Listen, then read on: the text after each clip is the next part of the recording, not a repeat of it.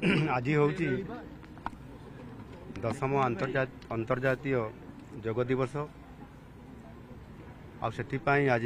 ओडिशा सरकार तरफ आमर व्यापक भाव में ये अंतर्जातीय योग दिवस को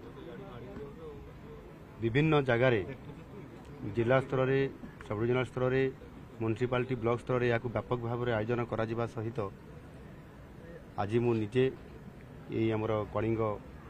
स्टाडियम प्रिमिसेस भितर आज यहाँ आम आयोजन करूँ निजे उपस्थित रही यह कार्यक्रम में सामिल होमर क्रीड़ा मंत्री सूर्यवंशी सुरेश समेत मुख्य शासन सचिव एवं सांसद सहित विधायकगण उपस्थित अच्छा पूर्वतन विधायक मैंने भी उपस्थित अच्छा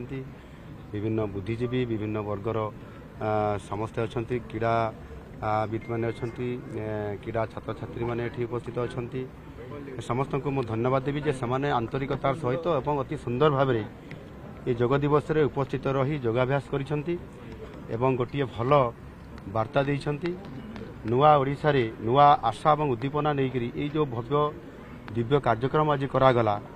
निश्चित भाव में नुआ ओडिशा गठन करिबारे एवं सुस्थ ओडिशा गठन करिबारे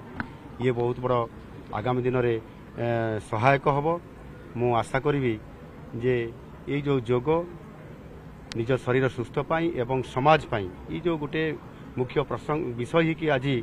आसी ताकू ये वर्ष तमाम या किभली भाव में लोकों पाखक पहुँची पार व्यापक भाव में जनसचेतनता करा आम सरकार